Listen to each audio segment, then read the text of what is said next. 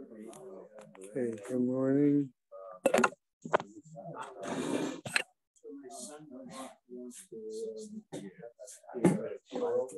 He ran a polo. And then he was right. My wife dumped that. I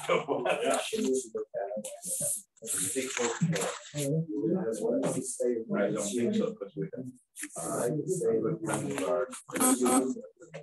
because we Super Pro lives in Miami. Yes, he married him. That's why he went. That's why he went. Yeah. Now I think that is correct. Sure, he won't have anything to say. I used to call him sweet bread. And then I got that Elijah with power. I was waiting for that.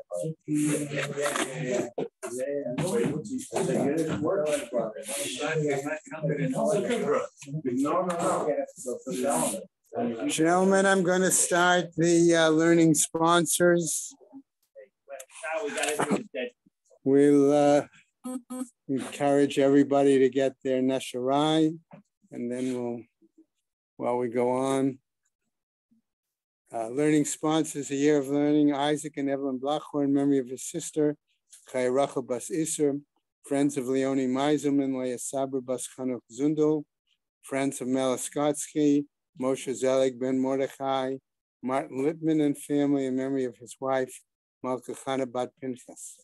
A month of learning by Mendel and David Cheslow in memory of her father, Nehemiah Ben Mordechai Yonah Halevi, Haran and Mal Hallow, in memory of her mother, Malka Rachel Bas Yehuda Leib, Yossi Goldstein in memory of his father, Moshe Tzvi Ben Dov, Isaac and Eda Novik in memory of his mother, Miriam Gittel Bas Chanoch Henech, Perry and Jill Meltzer, in memory of his mother, Malka Bas Baruch, and his sister Golda Leah Bat David Halevi, Tova and Leo Zimmer, in memory of her mother, Henya Bat Reb Beryl, and her father, Aharon Ben Yosef Mordechai.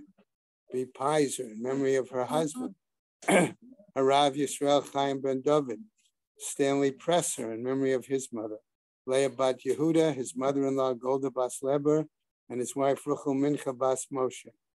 Rabbi Dr. Yankee and Malki Honig, in memory of his mother, Rabbanit Hensha Ita Bat Chaim Yehuda. David and Sharon Kapel, Rabbi Tzvi and Robin Karpel, in memory of David and Tzvi's father, Zev Moshe ben Shlomo Yaakov. Carol and Josh Sanborn, in memory of her father, Yehoshua Shia ben Moshe Yehuda HaKohen. Sarah Alpert and family, in memory of her husband, Harav Tzvi Lipa ben Hillel. A week of learning by Sherry and Moshe Gross, in memory of her mother, Miriam Bat Meir, Barbara Gallendauer, in memory of her husband, Avram ben Yonatan. Harriet Goldman, in memory of her husband, Hillel ben Gershon. David Sabgir, Judy Sabgir Gannon, and Jonathan Sabgir, in memory of their father, Aaron Simcha ben Chaim Tzadok. Today is the, 7th of February. We have a day of learning by Bob and Paula Bromberg, in memory of his grandfather, Nassim Yitzchak Isaac ben Leib Halevi. And that is it. May the Shabbos have an Aliyah, Crank Rafia, Velti Yashir Shamat Aliyah, and the Chol B'nai Yisrael, a good Gaban Shtiah. Okay. Okay. All right.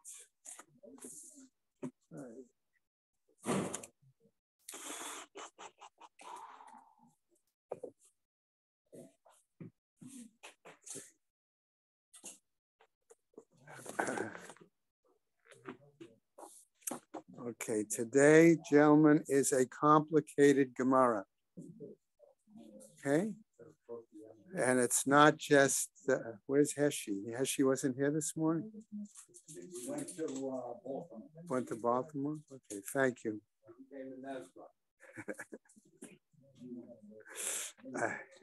Thank you, Sid.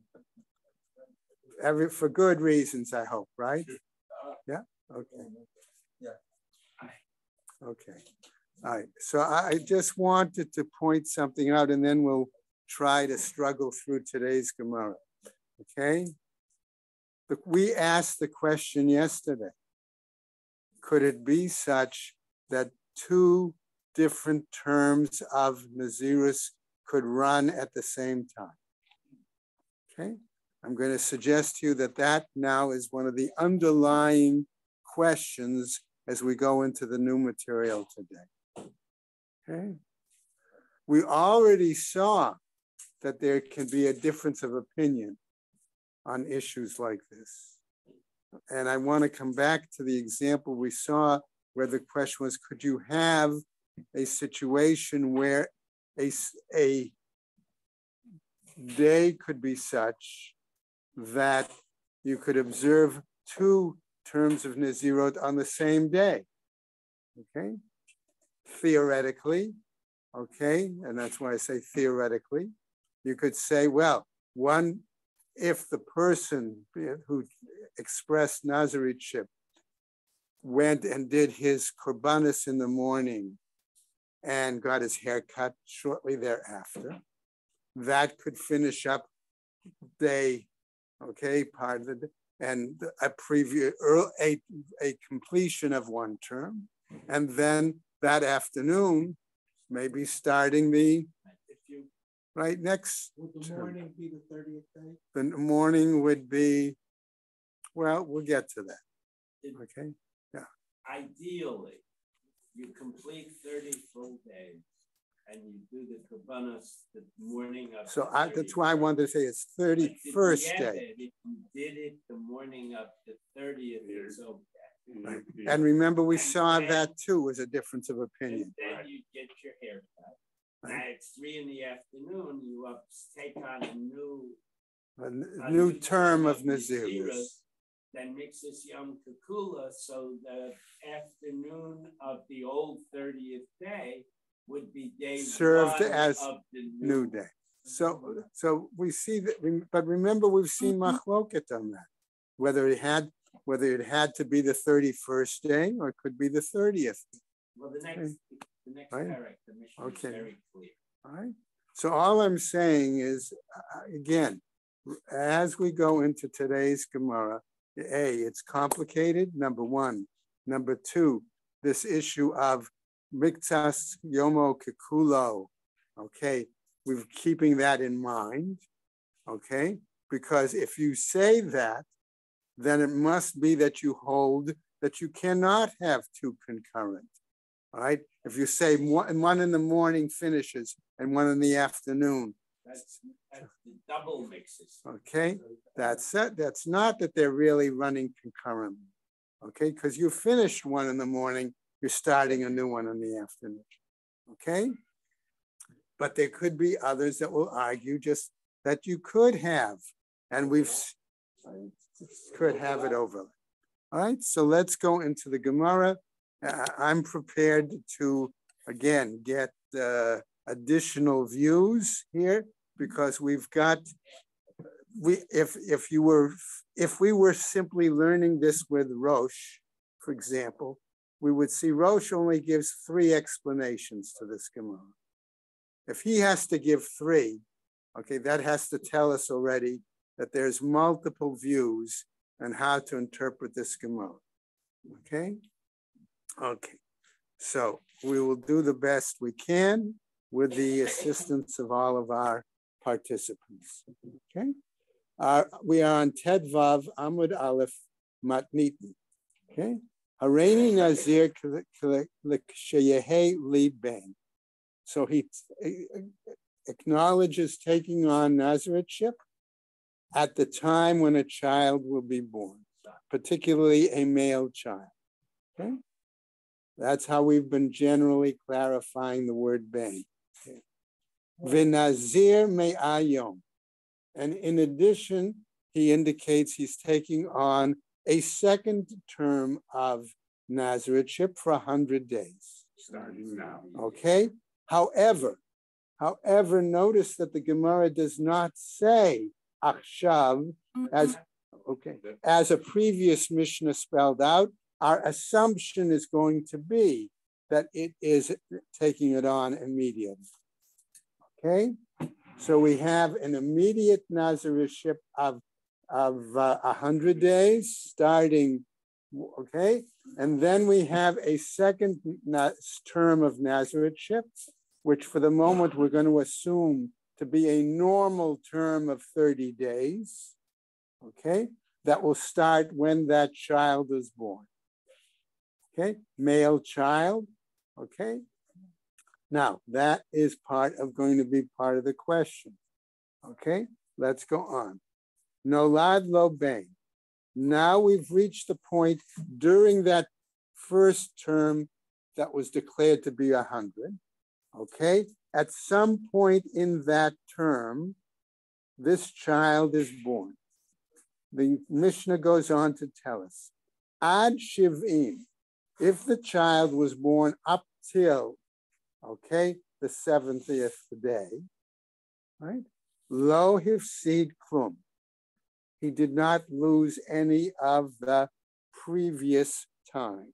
Why does he use 71 What? He says if the son was born on the It doesn't really mean of this term, not 70. Okay, we'll see in a second. Good question. La'achar shivim.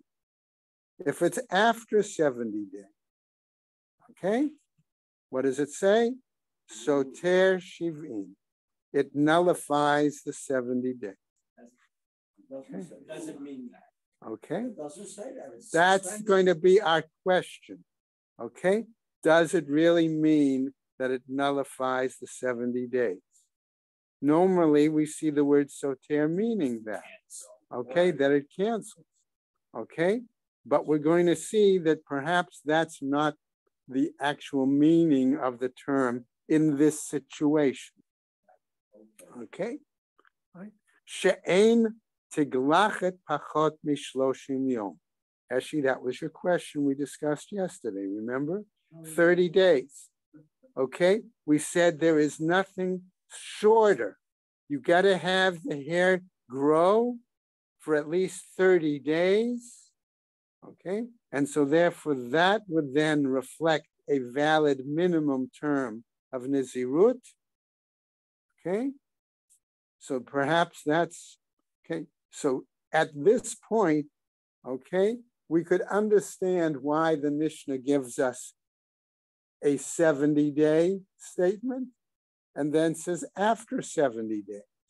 Because if the child is born after 70 days, day 71, 72 especially, and so on, you're going to have less than 30 days. No, right, no, right? And so therefore, okay, there you've got a problem, all right? So what will happen then? It would seem that in that case, if that child is born I'll say day 72 to make it, 71's I know, day 72 to make it clear, since it's going to be less than 30 days, what must he do? He must do 100 days and then another 30 days. And so a total of 100, the two terms, one after another. Okay? And then at the end of the 130 days, what would he do? Right? Hopefully not becoming less. Okay. Hopefully he's learned his lesson, right? And then he would get his hair, bring his korbanos and get his haircut. Okay? All right. That's what now we get into the Gemara. Amar Rav, says Rav, Yom Shiv'im Ole Lekan Ulekan. According to Rav, he argues that 70th day, okay, like we saw Miktzat Hayom Kekulo, his argument now is that 70th day both applies to both terms of the Nazirut. Both counts towards the 100 and also counts for the 30. So it is double. In other words, it is. You have two concurrent. It is concurrent. Concurrent. Thank you, Ruven. Okay, it's non, and as we learn in the following Mishnah, Nolad lo ad shivim lo hifsid klum. That if the child was born up to the 70th day, okay, he did not miss out or did not lose anything. And if you want to say, ole lekan ulekan, as Rav just says, right, that 70th day counts for both the 100-day term and the 30-day term. What does he do in the morning of the 70th day? We'll He sits see. with his wife in the hospital, but she's having We'll a baby. see. We'll see. That's going to be one of the biggest questions in this Gemara. Okay, Baruch Shekivan. He doesn't take a haircut or No. His 100 is 1,000, his 30 is 100. Okay, all right. So what happens? Let's see. Let's see what the Gemara says. It gure mitgar. The Gemara says, no, what he does is he really gains. He benefits here. Okay? In other words, if that 70th day counts for both, okay, then he's really actually, in a sense, picked up a day, or he's benefited clearly in that situation. So he'll have one less day at the end. Ella, badinhu, but rather it seems logical. Okay, says the Gemara, delo litne ad shivim, that we shouldn't teach it in our Mishnah as to the birth of the child on the 70th day. Umishum de katani seif, and since our Mishnah taught towards its latter part, echad shivim soter, right? Seifa, achar shivim, sorry. Achar shivim soter shivim, that if the child were born after 70th day, okay? In other words, what happens? It would appear that there's that possibility that that 70-day period is problematic. Katani Resha. Therefore, that's why it taught at the beginning of the Mishnah, in other words, literary style, okay, purpose, that's why it taught the word shiv'im, that it gave up to 70 at the first statement, because the latter part of the Mishnah clearly taught after 70. And to keep the literary style of the Mishnah, that's why it's there. Okay. he loses the 70 days, does he have to redo the 100 days? Let's wait and see. Let's wait and see. The word loses doesn't Okay. mean- All right. Tashma. Now, let's hear now what we're talking about, Mesefa, from the end part. Okay. Nolad achar shiv'im. All right. The end part of our Mishnah did say, if the child was born, the male child was born after 70 days, soter shiv'im. Okay. We interrupt the okay. initial count You might use interrupt. and start counting. Okay, the we'll 30. see. We'll see. What do we do? What happens to that 70-day period? Does it get obliterated? Does it get held in abeyance? Do we say that it is has to be repeated and done later? Okay, that's my achar. What do we mean by after? Okay, achar. We mean significantly after, or after, which means really the day after the day after, day 72. That's what it's referring to. Aval achar mamash, but the day, I'm going to say immediately after, namely day 71, what's the status then? Hachinami, de lo satar. Here too, do we say then that it doesn't interrupt, it doesn't nullify, it doesn't ruin it? Okay. Ihachi, if that's the case, mai area detani, why is it then that our Mishnah taught nolad ad shivim lo hifsid klum? Why is it then that it taught in the Resha of the Mishnah that if the child was born up till the 70th day, why does it say that he doesn't lose anything? Okay. It seems to me that the most important thing is the 30 days after. We'll see. Afilu achar shivim nami. If that's the case, then that should apply even after the 70 days. And by day 71. Okay? Ha'amarta lo satan. But here, you're saying that it doesn't, okay? It doesn't nullify it. It doesn't cut it off. It doesn't interrupt. Okay? So what happens? We continue. Ella, but rather, this is what we, so in other words, we've got this problem, so we now got to try to come with an alternative explanation.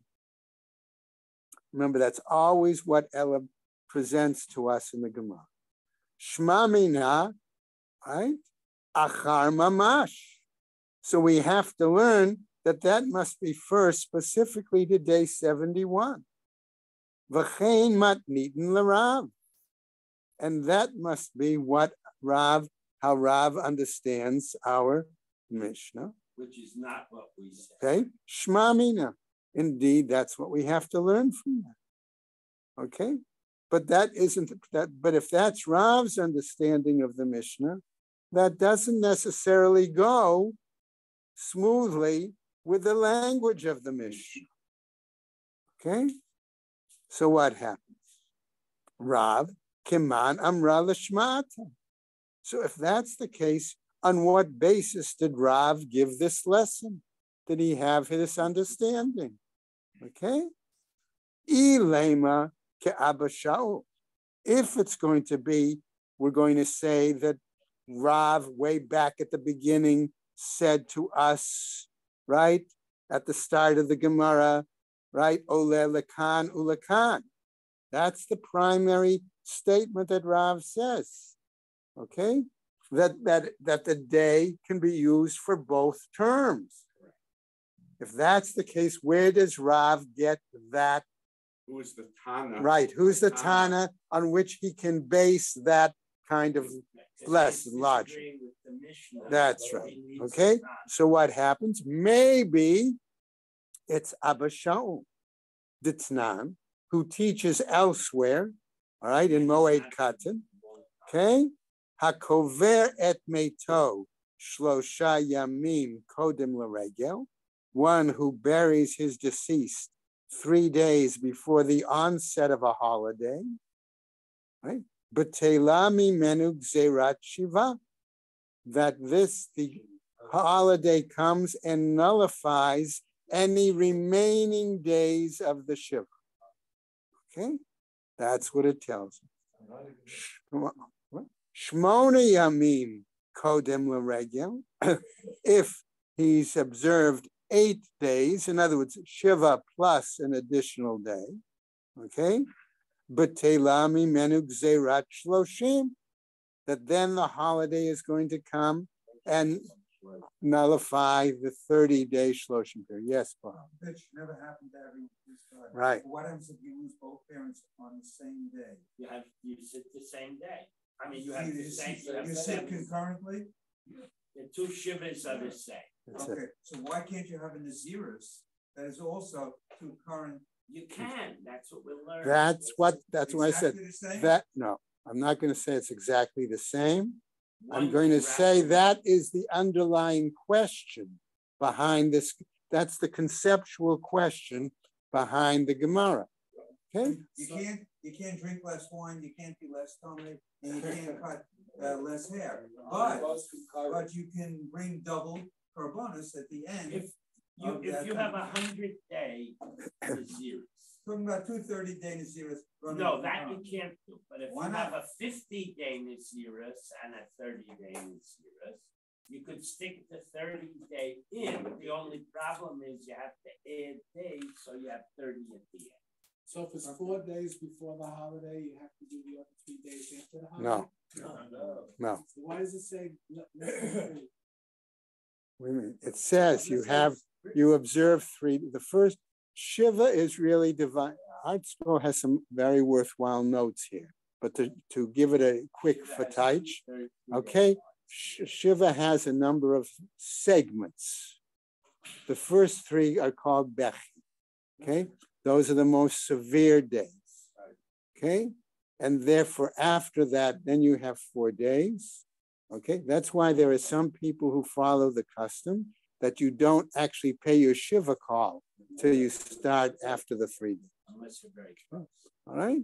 Okay, but for our purposes to understand the Gemara here, we need simply to understand that if the holiday were to come at a certain point, right, according to this Gemara, okay, and therefore one would not finish the other 4 days of Shiva.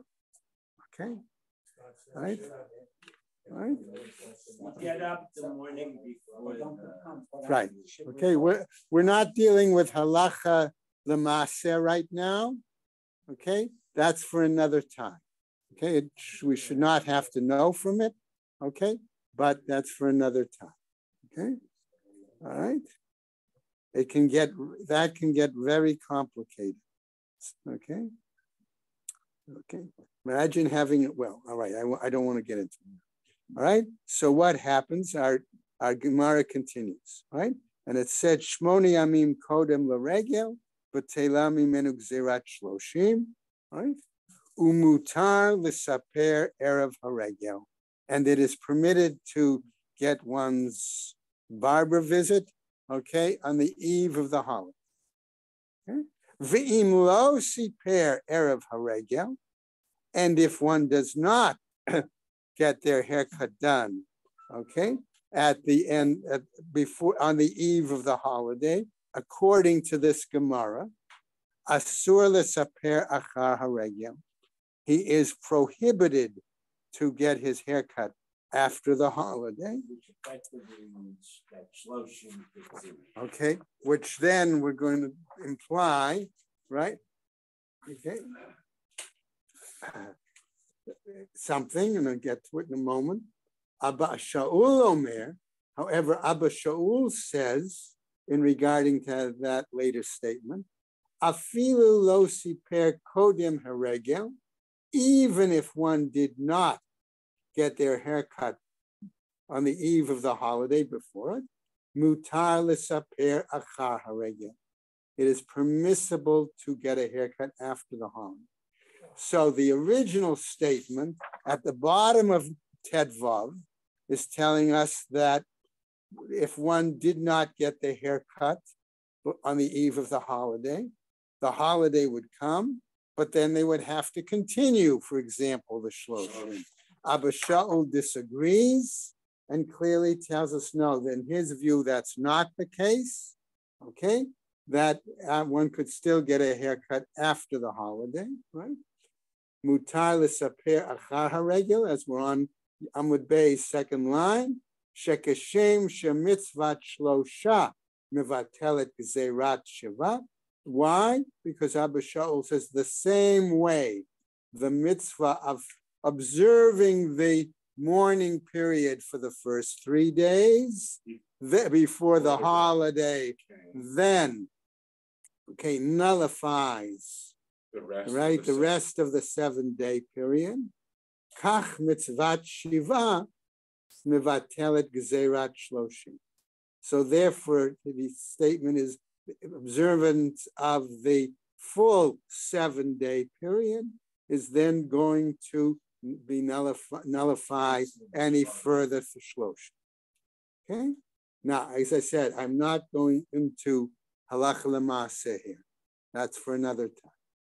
My tama de Abba Shaul. What's Abba Shaul? Okay. What's the reasoning of Abba Shaul? Okay. Right. So now, remember that Rav said in the example of Nazirut, 2 terms, that one day could act for both. All right? Okay? So, we really want to see if Abba Shaul does hold Miktsat Hayom Kekulo, could that be the rationale that Rav is using in our case? right? Lav mishum de kesava. Isn't it not?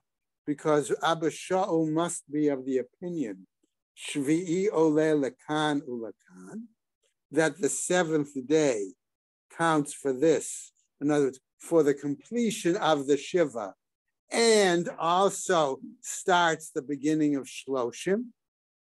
Isn't that what we're assuming that Abba Shaul must be thinking? And then that would be a valid example that Rav could turn to. Okay?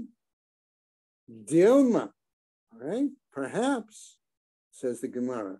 And a challenge that Abba Shaul is the source for Rav.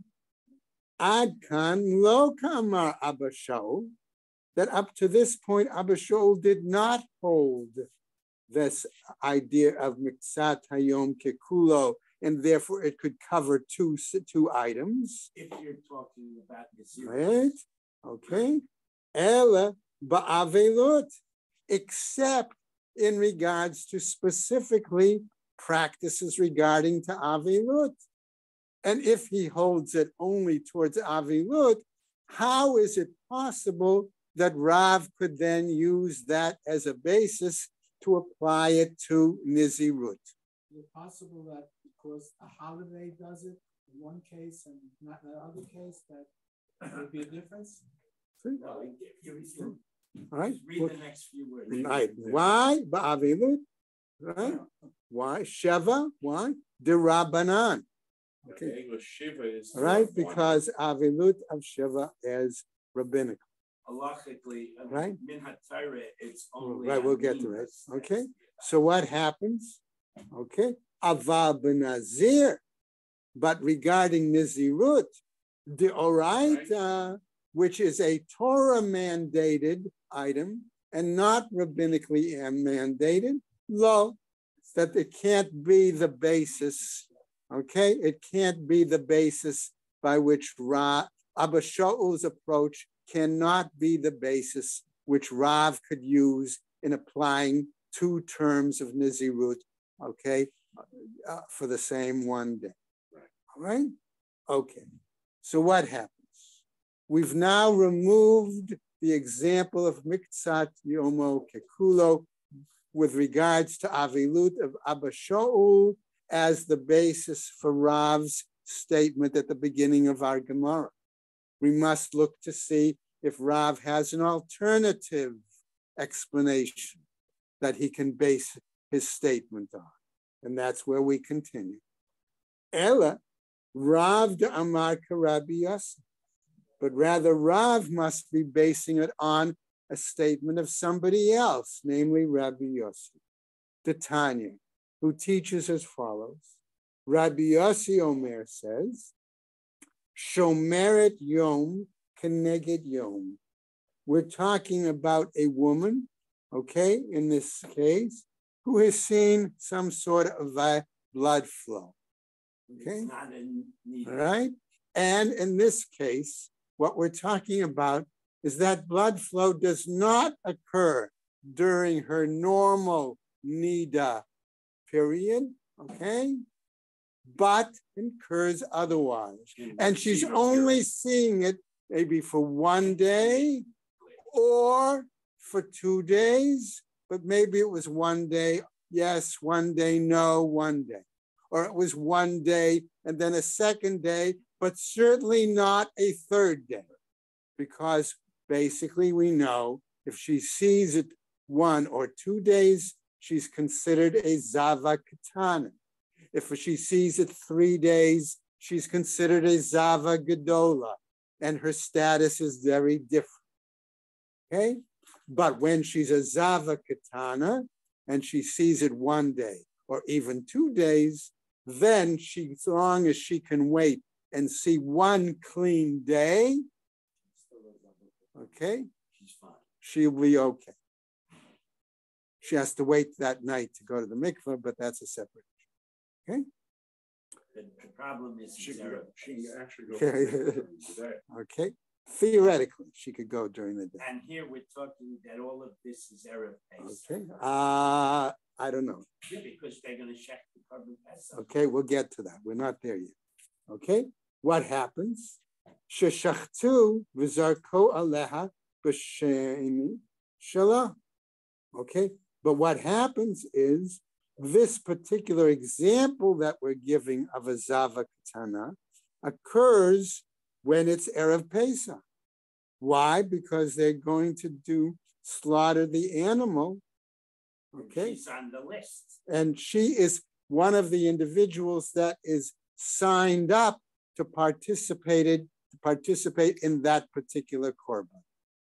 Okay. And then what happens? Okay. She sees blood flow another time. And we're going to say at that point, that would be the third day, third occasion, okay? And that then has a serious impact, okay, as to a few things. The Erev Pesach? Okay. Hare zo eina ochelet. In that case, it says the Mishnah by Rabbi Yossi, she cannot eat the Korban Pesach that night, right? But she is also exempt, okay, from having to be required Pesach Sheni. And the whole Chabura is exempt. Okay, in that case. All right. So what happens? My Tama de Rabbi Yossi. What's Rabbi Yossi's rationale in this case? Lav mishum de kasavar miktzat hayom kekulo. Is it possible that we're saying that his rationale here is that part of the day is like the whole day? Okay. In other words, she could have been clean in the morning, okay, and didn't see it till later in the day, okay? In the morning, there was no blood, okay, all right? She immerses in the mikvah, and that would seem that that part of the day is okay. But later then, okay, later then she sees blood in the later part of the day. Maybe that would be a situation where he could say, Miktzat hayom kekulo. Part of the day she was clean, and then only part of the day, okay? So she'd be eligible for the card.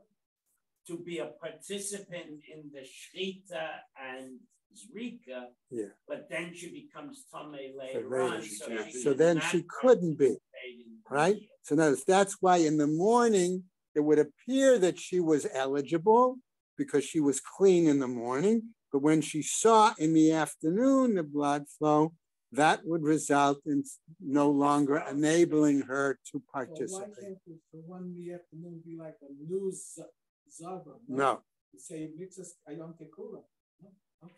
Okay. So what happens? I mean, all right? So now this is... Sounds pretty like in baseball we do this, but in football we do that. Right? Umimai, let's go on. Umimai v'dilma mishum de kasavar. And perhaps this is what Rabbi Yossi is thinking. Mikan ulahaba humitamei. From this point on, okay, one becomes tamei. Okay? So she had a period of okayness. Yes, right? Umi savar Rabbi Yossi hachi. And does Rabbi Yossi really think this way? Vahat, right? That mixat hayom kekulo. In that example, that if she was clean for part of the morning, that's okay. But later in the afternoon, no good. No, we're talking now about retroactivity. Right. Okay, we'll see. All right. So what happens? We'll get there. Vahatanya, but isn't it taught elsewhere? In another Mishnah, Rabbi Yossi Omer says, Rabbi Yossi says, Zav Baal Shtei Ra'ayot, right? Sheshachtu V'zarku Alav Bashvi. That a male who has an emission, okay, sees twice, right? 2 times, and they were slaughtering and sprinkling, okay, on the 7th day, right? V'chein shomeret yom keneged yom, And likewise, the Zava Katana, okay, all right, who was observing 1 day to 1, that during the day, remember Erev Pesach, they start the shechting and the sprinkling early in the morning, right? Day. 1 o'clock. Okay. V'achar kach ra'u, and then whether it's the Zav, male, saw the emission, or the Zava Katana, who saw another third flow, what happens? Afal pi shemitam'in mishkav umoshav lemafreya.